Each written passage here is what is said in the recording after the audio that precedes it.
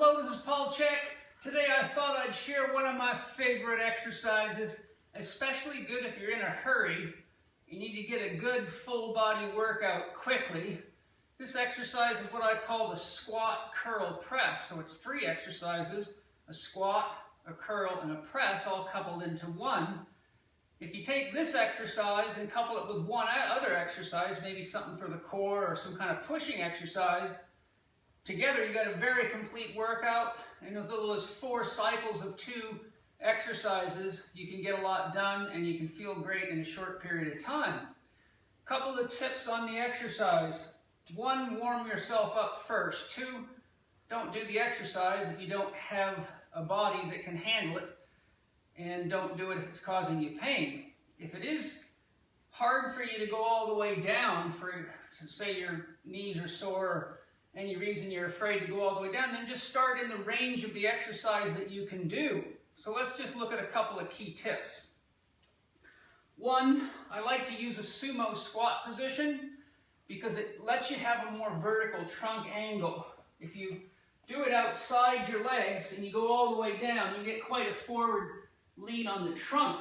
But with a sumo stance, which is more natural for lifting objects, more functional, you can still keep quite a vertical trunk. So this is the squat portion of it. You're coming up from what would be a squat to curl to press. Then lowering and coming back down. Now as you're doing it, especially in the warm-up phase, it's very important to time your breathing to the movement. You want to start the exercise by using a weight that you can get somewhere between 26 and 30 reps. That way you know it's safe to keep breathing. Once your natural instinct is to stop breathing, then your breathing should change to favor stabilization of the load as opposed to breathing. I use a lot of these exercises as work-in exercises. So here's an example of how you could use the squat, curl, press as a breathing and pumping exercise. Remember, in general, as a rule, if your body's getting shorter or coming forward, you want to breathe out. Anytime you're getting taller or expanding, you want to breathe in. You can look into that in Dan Hellman's DVD available through the Chek Institute called Heavy Breathing, where he discusses the mechanics of breathing and movement. So if we do it as a pumping exercise, then we're going to, sorry, the bugs are chasing after me, I must smoke it. We're going to exhale on the way down. Inhale. Time your inhale so that it ends at the top of the press. Full through the belly. Exhaling.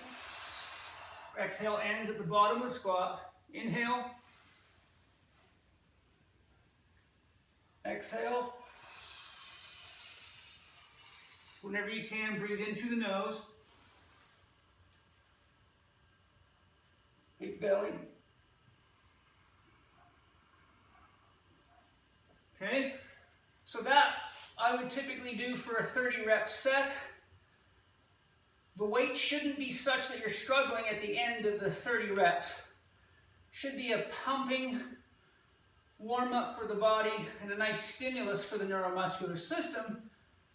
That would be a nice way to get ready to do something heavier. So now we'll go a little heavier and we'll do a little bit more of a, shall we say, a strength / bodybuilding approach to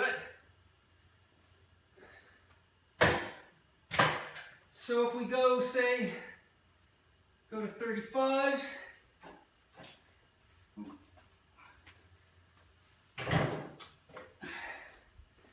So now we'll do the same thing. I'll turn sideways so you can see me. Now we're going to have to make that decision on the breath. Do we hold it or do we keep pumping? I'm strong enough to breathe with 35, but you need to be conscious of that. If you want to do more of a bodybuilding / strength building, then you're going to slow that tempo down and be careful not to use the energy you save in the connective tissue, which I'll show you about that one later. Okay, so more of a pure strengthening / bodybuilding, you're going to go down, Exhaling, if you're strong enough. Inhaling. Keeping that tempo nice and slow. Inhaling.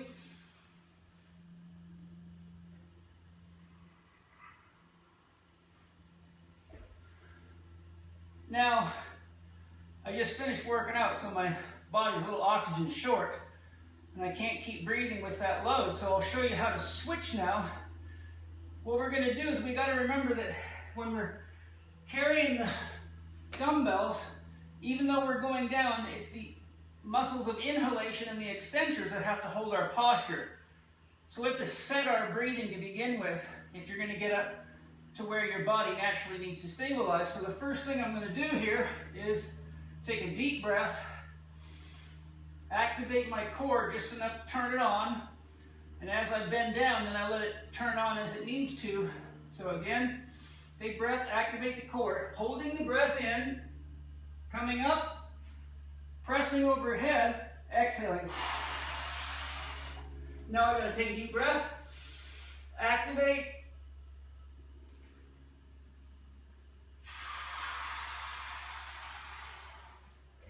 big breath.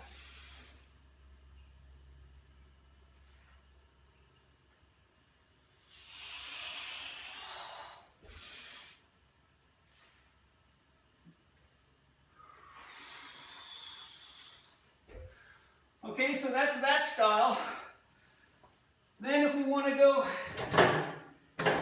up to a heavier load, something where we need more dynamic movement, we'll go up to, say, 60s here. And I'll do this sideways so you can see the body dynamics. Now we're going to do more of a dynamic movement. The form's not so strict. Of course, we want to have good posture, good mechanics, but now we're going to actually start using stored energy in the connective tissue. Long tendons of the hamstrings, aponeurosis of the soleus, thoracolumbar fascia, fascia of the erector spinae. Those are all areas that store tension like rubber bands, and we can use that energy to help us lift the weights. Now, for bodybuilders, that would be called cheating. For athletes, that would be called functional training. Now, you got to be quicker with your breath because we're moving faster.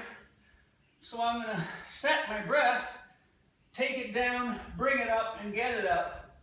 And I'll do a few reps so you can see. You know, this is the way I would eventually work into training a wrestler or a rugby player or a football player, because those slow bodybuilding style movements actually tend to slow those athletes down. They can be used for short periods of time for hypertrophy training, but they can compete with functional movement patterns if they're done too long. I'll quote my friend and someone who I did a lot of work with back in the day for the Chicago Bulls, Al Vermeil, one of the most successful strength coaches that ever lived, 13 Super Bowl and NBA rings. Al Vermeil says, train slow, be slow. So we got to be careful if your goal is to take your strength into athletic environments, not to train too slow all the time, but you don't want to train fast till your body's ready for it either, or you get hurt. Okay, so some functional lifting in the squat, curl, press. Okay, so I'm going to start here, take my breath.